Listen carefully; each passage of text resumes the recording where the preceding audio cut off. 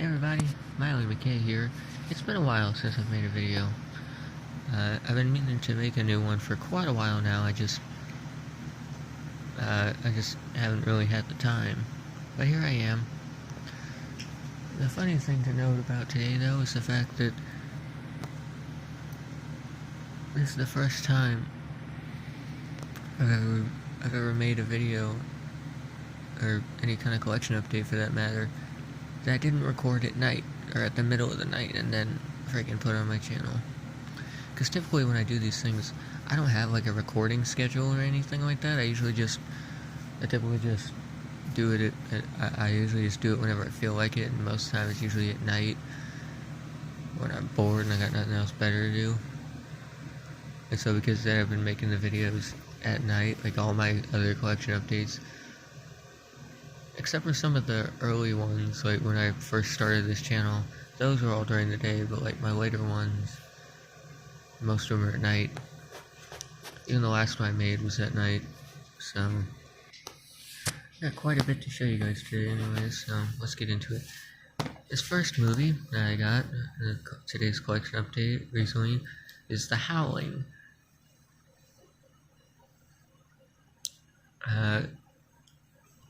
An 80s werewolf horror film that I've never seen before. I've always heard of it, never seen it. Anyways, this is The Howling, a 80s horror film I've never seen, 80s horror classic I've never seen. Somehow, out of all the 80s horror films, and this one I haven't seen. Yeah. So I picked it up. Got this from Star Treks, my buddy Steve Grimes. Pretty cool. These next two I also got from Star Treks, but these ones were actually still sealed in the plastic. One of these is an original DVD release that was still wrapped in plastic, still sealed in plastic, and I opened it, and the other one is not. We'll start with the old one. Ugh. Bless me. Sorry about that, I've been sneezy lately. So here's the old one that was still sealed, Psycho 2. Which, by the way, if you didn't know they made a Psycho 2, consider that your bonus factoid of the day. Same guy who played Norman Bates as the original, Anthony Perkins, of course. I thought this was really cool because it's the old DVD release from somewhere 2005, and it was still sealed. So, and it was definitely an old one because it's got the security device sticker on the top of it there, or whatever you want to call it, the label sticker. It also has this on it. That's the security device thing. Yeah, most DVDs don't have that anymore. But I thought that was cool. Psycho 2. You can hear any sounds in the background, ignore it. That's my dog getting into shit. This next one was also sealed. This one isn't. I mean, this came out when I was a little kid, but I don't think this is a DVD release from when I was a little kid. I don't know, though. Corpse Bride. Tim Burton film. I love this movie when I was a kid. I haven't seen it since I was a kid, so I bought it. Watched it the other day because I thought that was awesome. And I still love it. It's a great film. Yeah, no, this is a newer DVD because there's no security device. And by the way, that security device thing I showed you on the Psycho 2 DVD, the reason those old DVDs have this is that the alarm goes off at the place whenever they, if you were to steal it at that time, that was the thing when I was a little kid, but they quit doing it real fast because computers got good enough where they didn't have to do that, I guess. These next two are Blu-rays. We'll start with this one. I got Free Guy on Blu-ray. You can actually see the price I paid for it because the sticker wouldn't come off the fucking thing, but oh well. You're not wondering why it says number 54 on it? It's a booth number from a place called Consumers Mall I go to. It's a booth that had big shelves of Blu-rays, and I kept digging through them to see what I could find. I found this, and it was... The beauty thing is, this is a used movie, but I'll show you. The disc was absolutely perfect. And it plays just fine, so $2 was definitely worth it. better to pay $2 for it than to go buy this brand new from like Walmart. Or any of the other grocery stores that have it around me for like 14 to 15 bucks or more. So that was worth it. This next one is a film I already own, but this was so ridiculously cheap that I figured why not get it anyways, just so I have both versions. This is a Blu-ray of Paranormal Activity 3. I actually already own a Blu-ray of this. I've showed it before on my channel. It's in a DVD case. It's a DVD Blu-ray combo pack instead of this one being Blu-ray DVD. It's the other way around, but it comes in a DVD case instead of this Blu-ray case, which is why I wanted this one to go alongside it to have both versions. And because it was $1.25 or whatever, I went for it. Because I do love my Paranormal Activity films. And it's the same release as the other one, it's just in a Blu-ray case. I don't think there's any other differences. It's all the same special features and everything.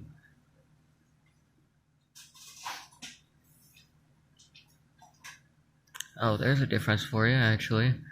The DVD on this one is just the unrated version. The DVD in the other one I have that comes in the DVD case has just the theatrical version and a digital copy of the unrated. It does not have the unrated on the disc, for the DVD version anyways. The Blu-ray in that other one does though, which is why I typically use that. But I decided to get this because, like I said, it was $1.25, and I figured why not have both versions. Moving on. So this next one, Walmart had this promotion out for Valentine's Day of these romantic movies, and the funniest thing is a good bit of them were horror films. Case in point, Rosemary's Baby, 1969. This is the slipcover that Walmart had on it. Let me show you what the real cover looks like. I'll be right back. And boom. And there's the actual cover. This is a new Paramount. This is an old Paramount film, but this is like a new Paramount DVD release, I guess. I'm assuming. Yeah, it said 2021 on the back of it. But it's the same thing as the last DVD release of this film and the old DVD releases of this film. It's the same damn thing, same cover and everything. And the only reason I know that is because my buddy Steve Grimes on Star Trek videos has one of the old DVD copies of this, and it does look exactly the same. I think the font's different. Over here, it has that on it, but that's it. Very glad I own a copy of this movie, though. Nice 60s horror classic. If I remember correctly, yep, picture disc. I figured I'd show you guys the disc this time around. Alright. This next one is a bit interesting. Now, I talked about my Xbox One X on the channel before. What I probably didn't talk about, maybe I did and it just slipped in my mind, is that it has the ability to play 4K movies. So, because of that, I bought a 4K movie. That's what this next one is. And it is Halloween Ends on 4K. And the interesting thing is I've seen other people's 4K copies of this, and they don't have the slipcover that mine has. Maybe this was a Walmart exclusive version. I don't fucking know. But, you have the slipcover, and it pops off here. And once it does, Michael Myers, Laurie Strode. Thought that was pretty cool. Then on the back, then if I take this out of the slipcover, you just get your normal 4K case in there, which is actually just a black Blu-ray case. And if I open this up, the case is very difficult to open up. Gotcha. It's got some tight clamps on it. Open this up, you get your Blu-ray of Halloween Ends and your 4K Ultra HD disc. Now, one thing to get out of the way, a lot of people hate this movie. because they killed off Michael Myers and somebody else wore his mask. Corey Cunningham specifically, which if you haven't seen the movie, spoiler alert, well, a lot of people hate this movie because of that. And because Michael doesn't have a lot of screen time in the film. I actually liked this movie. I thought they did a good job with it. The funny thing is, I think I mentioned this before on the channel. I wanted to see this in theaters. I didn't get the chance. Instead, I watched it in the back room of a Halloween store in my town, Ghostly Productions, where the guy that owns it, buddy of mine, keeps his entire mask collection and all his molds and shit to make his masks. And he had Peacock, and the film had just come out at that time. And he was having a Halloween party right after it came out. And he had a movie marathon, and me and a couple other people were there. And he's like, I think I talked about this before, he's like, I wonder if I'll get in trouble for this. And I was like, no, probably not, because it's not like it's a public kind of thing.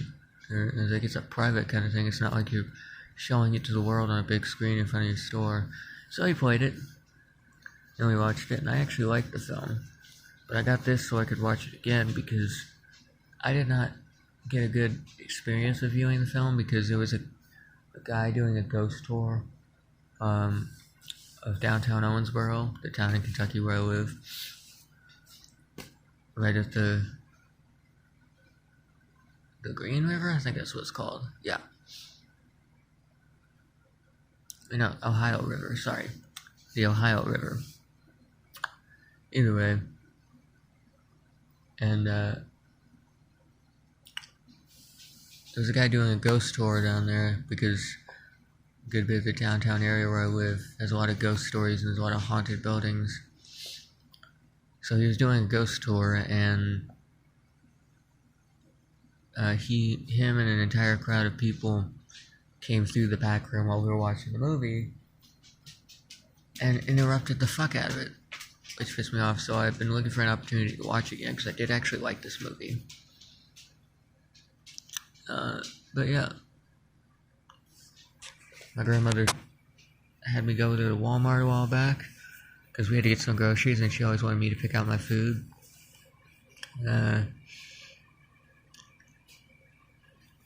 And she said I could get a movie or two, so I got this, and I got that Rosemary's Baby I showed you.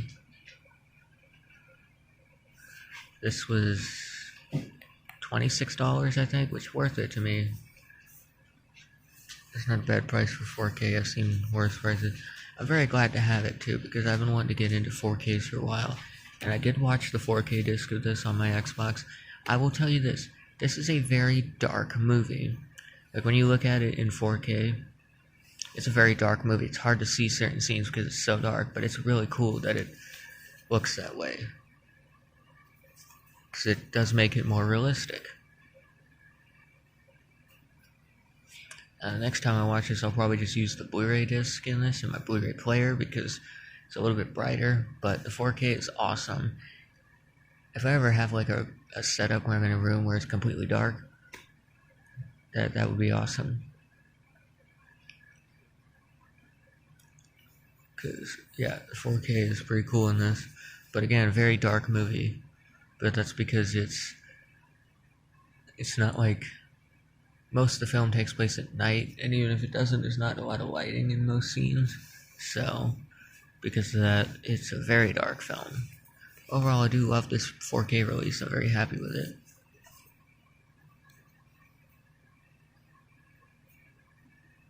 And actually, I've now completed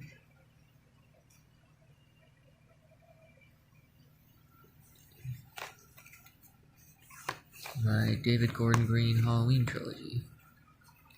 Ding, ding, ding, ding, ding.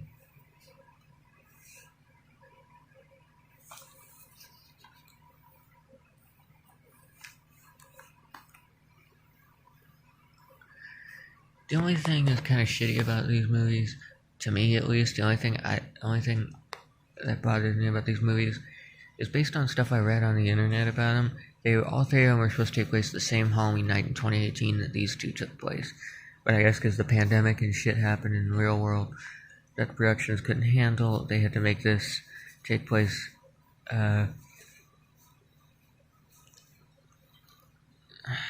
shit, was it 4 years later, something like that? Yeah, 4 years. 4 years after these two. Which sucks, but I guess it is what it is. The beginning of this one takes place the year after these two, so that's kind of neat. But I kind of wish that all three of them took place the same night, like they were originally going to do. I do like this film, though. I like all of these films, actually.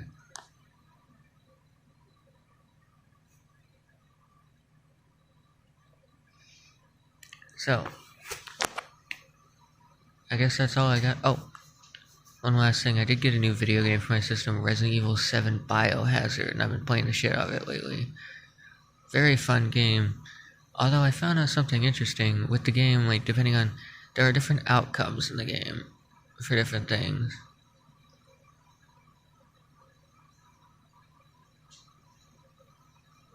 Because, like, I watched Markiplier and Jacksepticeye and all those guys play Resident Evil 7 Biohazard when the game came out. And, like, there's a bit where anyone who has played the game or knows what the game is knows what I'm talking about. There's a scene in the game where you encounter the Baker family patriarch. Jack Baker, I think is his name. And he runs around the house looking for you, and you go down in the garage and let a cop in. He slays the cop, obviously, and then he tries to kill you. And when I watched Markiplier and Jacksepticeye play the game, they did a thing where Jack drives around the garage in his car trying to hit you. What I did was I got in the car and drove around and kept hitting Jack.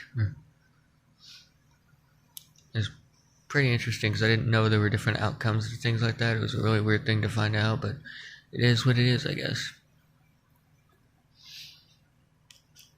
I've also been playing a lot of the game Dead by Daylight lately. I typically play as a survivor. I'm not the best at being the killer. I tried it once and I failed miserably, so I just started playing as a survivor because that was more fun to me. And I'm pretty good at surviving. Got killed multiple times by assholes that wouldn't leave me alone after they hung me on the hook. But it is what it is.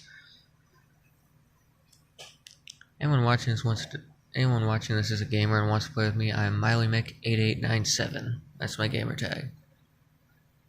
So, I'll see you guys in the next video. Thank you for watching. This has been a collection update. Bye bye.